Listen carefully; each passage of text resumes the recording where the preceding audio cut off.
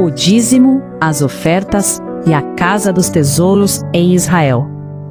Para entender corretamente o dízimo e as ofertas na Bíblia, precisamos voltar ao modelo que Deus estabeleceu para o povo de Israel.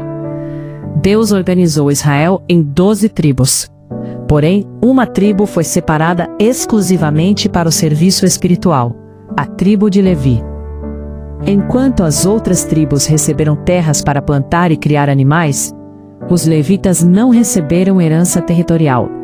A herança deles era servir a Deus no tabernáculo e depois no templo.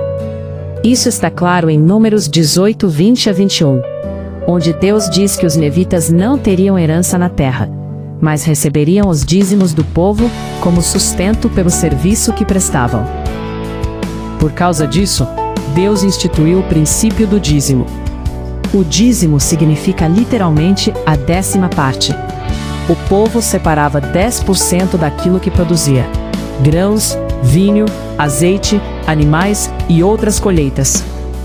Esse princípio aparece claramente em Levítico 27:30. Todos os dízimos da terra, tanto dos cereais do campo, como dos frutos das árvores, pertencem ao Senhor. São consagrados ao Senhor. Esses dízimos eram levados ao lugar da presença de Deus. Quando o templo foi estabelecido em Jerusalém, existiam câmaras ou depósitos dentro do templo, onde essas provisões eram guardadas. Esse lugar ficou conhecido como Casa dos Tesouros.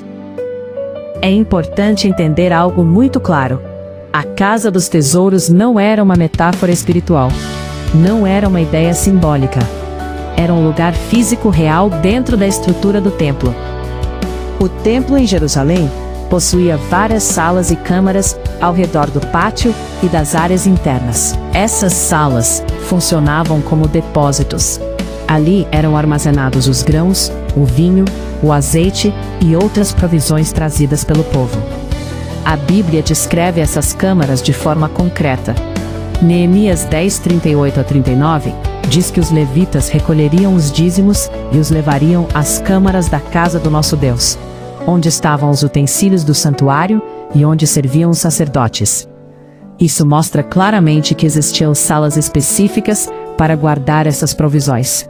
Neemias 13:12 também afirma: então todo Judá trouxe os dízimos do cereal, do vinho e do azeite aos depósitos. A palavra depósitos refere-se justamente a essas câmaras da casa de Deus. Outro texto muito importante é 2 Crônicas 31, 11 e 12. Nesse momento da história, o rei Ezequias ordenou que preparassem câmaras na casa do Senhor para receber as contribuições do povo. O texto diz: então ordenou Ezequias que preparassem câmaras na casa do Senhor.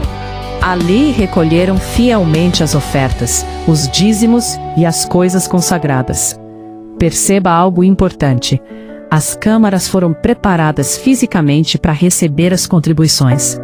Isso confirma que a Casa dos Tesouros era uma estrutura real dentro do templo, usada para armazenar aquilo que era dedicado ao Senhor. Esses recursos tinham 3 propósitos principais. Primeiro, sustentar os levitas e sacerdotes que serviam continuamente no templo.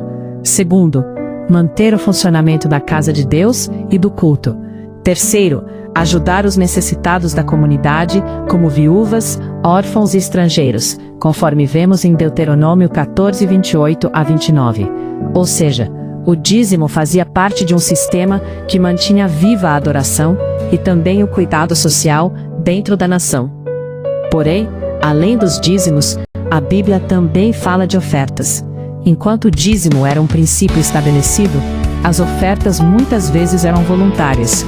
Em Êxodo 25:2, Deus diz: fala aos filhos de Israel que me tragam uma oferta. De todo homem cujo coração se mover voluntariamente, dele tomareis a minha oferta.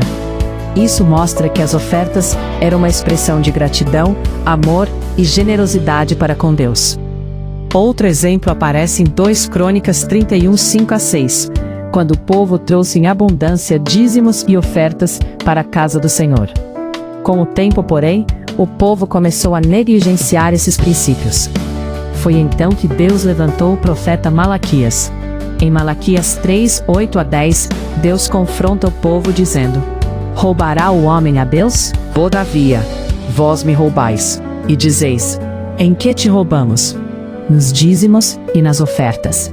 Perceba que Deus menciona duas coisas: dízimos e ofertas. E então, ele faz o convite: Trazei todos os dízimos à casa do tesouro, para que haja mantimento na minha casa. A expressão casa do tesouro refere-se justamente a esses depósitos físicos do templo onde eram armazenadas as provisões. A preocupação de Deus era que houvesse mantimento na sua casa para sustentar o serviço espiritual. Quando o povo deixava de trazer os dízimos e ofertas, os levitas precisavam abandonar o serviço do templo para trabalhar, e a vida espiritual da nação enfraquecia. Por isso Deus chama o povo de volta à fidelidade. E então, ele faz uma promessa: Fazei prova de mim. Se eu não vos abrir as janelas do céu, e não derramar sobre vós bênção sem medida. O princípio do dízimo e das ofertas revela algo muito profundo. Não se trata apenas de recursos financeiros. Trata-se de honra. Provérbios 3:9 ensina: Honra ao Senhor com os teus bens e com as primícias de toda a tua renda. Quando alguém separa o dízimo e entrega ofertas voluntárias, está reconhecendo que Deus é a fonte de tudo. A Casa dos Tesouros em Israel nos ensina que a obra de Deus sempre foi sustentada pela fidelidade do povo. E quando o povo honra a Deus com aquilo que recebe, demonstra confiança de que o Senhor continuará sendo seu provedor. Esse é o princípio espiritual que atravessa toda a Escritura. Deus é a fonte, e o coração grato responde com fidelidade, honra e generosidade.